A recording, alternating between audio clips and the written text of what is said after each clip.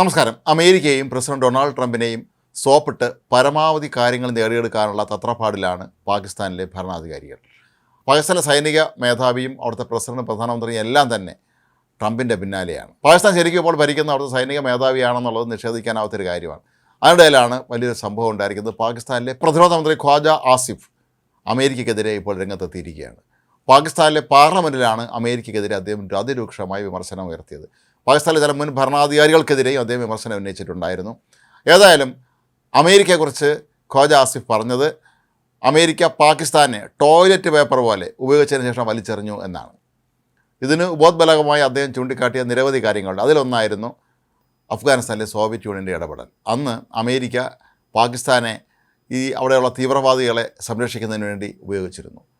വർഷങ്ങളോളം അഫ്ഗാനിസ്ഥാനിലെ തീവ്രവാദ സംഘടനകളെ തീറ്റിപ്പോറ്റിയത് പാകിസ്ഥാനായിരുന്നു. അമേരിക്ക ഇതിനെല്ലാ സഹായങ്ങളും നൽകിയിരുന്നു. മാത്രവുമല്ല, ഈ പോരാട്ടങ്ങളിൽ വലിയ തോതിലുള്ള ആയുധങ്ങളും മറ്റ് സംവിധാനങ്ങളും എല്ലാം തന്നെ പാകിസ്ഥാൻ വഴിയാണ് അമേരിക്ക എത്തിച്ചു കൊടുത്തിരുന്നത് എന്നാണ് ഇപ്പോൾ ഖ്വാജ ആസിഫ് ആരോപിക്കുന്നത്. ഇതിന് അന്ന് പാകിസ്ഥാനിലെ ഭരണാധികാരികളായിരുന്ന ജനറൽ സിയാഉൽ ഹക്കും അതുപോലെ മറ്റു പലരും കൂട്ടുനിന്നു എന്നും അദ്ദേഹം ചൂണ്ടിക്കാട്ടുന്നു. ഇതിൻ്റെയൊക്കെ ആത്യന്തികമായ ഫലം പാകിസ്ഥാനെ ഗുരുതരമായി ബാധിച്ചു എന്നാണ് അദ്ദേഹം പറയുന്നത്. കാരണം അമേരിക്കയ്ക്ക് വേണ്ടി വെറുതെ ഈ താലിബാനോട് യുദ്ധം ചെയ്യാൻ ഇറങ്ങി അഫ്ഗാനിസ്ഥാനിൽ ചെന്ന് തലയിട്ടു. അങ്ങനെ നഷ്ടം സംഭവിച്ചത് മുഴുവൻ ഇന്ത്യക്കായിരുന്നു. ഒരു പരിധിവരെ നമ്മുടെ കാശ്മീർ എങ്ങനെ സ്വന്തമാക്കുക എന്നുള്ള ലക്ഷ്യവുമായിട്ടാണ് പാകിസ്ഥാൻ ശരിക്കും അമേരിക്കയുമായി ആദ്യമായി സൗഹൃദത്തിലാവുന്നത്. സ്വാതന്ത്ര്യം കിട്ടി 1947 തന്നെ അമേരിക്കയുടെ കീഴിൽ നിൽക്കാനാണ് പാകിസ്ഥാൻ താല്പര്യം പ്രകടിപ്പിച്ചത്. ഇന്ത്യ ആകട്ടെ എല്ലാ കാലത്തും സോവിയറ്റ് യൂണിയനൊപ്പമാണ് നിന്നിരുന്നത്. അന്ന് ലോകത്തെ ഏറ്റവും പ്രധാനപ്പെട്ട രണ്ട് ശക്തികൾ അമേരിക്കയും സോവിയറ്റ് യൂണിയനുമായിരുന്നു. ഏതായാലും പാകിസ്ഥാന് അമേരിക്കയുടെ കൂടെ സഹായത്തോടുകൂടി നമ്മുടെ കാശ്മീർ സ്വന്തമാക്കണമെന്നുള്ള ആഗ്രഹം നടപ്പില്ല എന്നുള്ളത് അവർക്ക് ഉത്തമ ബോധ്യമായ കാര്യമായിരുന്നു. പിന്നീട് അഫ്ഗാനിസ്ഥാനിൽ അമേരിക്കയുടെ ഇടപെടലുണ്ടായ സമയത്തൊക്കെ തന്നെ പാകിസ്ഥാൻ സ്വമേധയാ ചെന്ന് അവർക്ക് സഹായം നൽകുകയായിരുന്നു. ഇപ്പോഴാകട്ടെ ബലൂചിസ്ഥാനിലെ ഫലഭൂയിഷ്ടമായ ധാതുക്കൾ നിറഞ്ഞ മേഖലകളൊക്കെ തന്നെ അമേരിക്കയ്ക്ക് തീവ്രഗതി കൊടുക്കാൻ പോവുകയാണ്. ഡൊണാൾഡ് ട്രംപിന് നൊബേൽ സമ്മാനം ലഭിക്കണമെന്ന് പറഞ്ഞുകൊണ്ട് പാകിസ്ഥാൻ സർക്കാർ നൊബേൽ കമ്മിറ്റിക്ക് കത്തെഴുതിയിട്ടുണ്ടായിരുന്നു.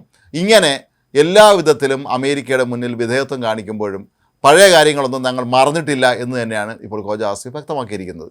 അദ്ദേഹം പറഞ്ഞിട്ടുള്ളത് അമേരിക്ക തങ്ങളോട് നെറുകേട് കാണിച്ചു എന്നുള്ളത് തന്നെയാണ്. കാരണം ആവശ്യം കഴിഞ്ഞ് തങ്ങളെ വലിച്ചെറിയുകയായിരുന്നു.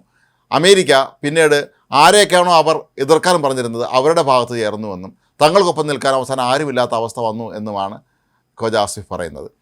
അഫ്ഗാനിസ്ഥാനിൽ സോവിയറ്റ് അധിനിവേശം നടക്കുന്ന കാലഘട്ടത്തിൽ അവിടുത്തെ തീവ്രവാദ സംഘടനകളെ അഫ്ഗാനെ സഹായിക്കുന്നതിന് വേണ്ടി പാകിസ്ഥാനിലെ എയർ സ്ട്രിപ്പുകളും അതുപോലെ അവരുടെ സൈനിക സംവിധാനങ്ങളുമൊക്കെ തന്നെ അമേരിക്ക ഉപയോഗിച്ചിരുന്നുവെന്നും ആ ആവശ്യമെല്ലാം കഴിഞ്ഞതോടുകൂടി അമേരിക്ക പഴയ കാര്യങ്ങളൊക്കെ തന്നെ മറന്നുപോയി എന്നാണ് പറയുന്നത്. കാരണം അമേരിക്ക ഇടയ്ക്കിടയ്ക്ക് അഫ്ഗാൻ വിഷയത്തിൽ നിലപാട് മാറ്റിക്കൊണ്ടിരുന്നത് കാരണം തങ്ങൾക്ക് അഫ്ഗാനിസ്ഥാനെ വലിയൊരു ശത്രു രാജ്യമായി മാത്രമേ കാണാൻ ഇപ്പോഴും കഴിയുകയായിരുന്നുള്ളൂ എന്നും പാകിസ്ഥാനിൽ ഇപ്പോഴും തീവ്രവാദ സംഘടനകളെ പ്രോത്സാഹിപ്പിക്കുന്നത് ഈ അഫ്ഗാനിസ്ഥാനാണ് എന്നുമാണ് ഖ്വാജ ആസിഫ് പാർലമെൻറ്റിൽ വ്യക്തമാക്കിയിരിക്കുന്നത്.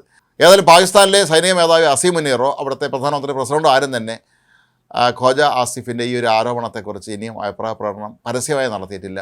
ഏതായാലും ഡൊണാൾഡ് ട്രംപിനെ സംബന്ധിച്ചിടത്തോളം അദ്ദേഹം ഇതിന് ഉടനടി മറുപടി നൽകുമെന്ന് തന്നെയാണ് പൊതുവെ പ്രതീക്ഷിക്കപ്പെടുന്നത്. കാരണം അമേരിക്കയുടെ എല്ലാ ആനുകൂല്യങ്ങളും പറ്റിക്കൊണ്ട് അവരിൽ നിന്ന് പരമാവധി പൈസ സംഘടിപ്പിച്ചുകൊണ്ട് അവരിൽ നിന്ന് പരമാവധി ആയുധങ്ങൾ വാങ്ങിക്കൊണ്ടൊക്കെ തന്നെ എങ്ങനെയെല്ലാം സമ്പാദ്യങ്ങളുണ്ടാക്കാമോ അങ്ങനെയെല്ലാം ചെയ്യുന്ന ഈ പാകിസ്ഥാനിലെ പ്രതിരോധ മന്ത്രി തന്നെ അമേരിക്കയ്ക്കെതിരെ ഇത്രയും പരസ്യമായ ഒരു പ്രഖ്യാപനം നടത്തുമ്പോൾ അതിന് മറുപടി പറയാതിരിക്കാൻ ട്രംപിന് കഴിയുകയില്ല.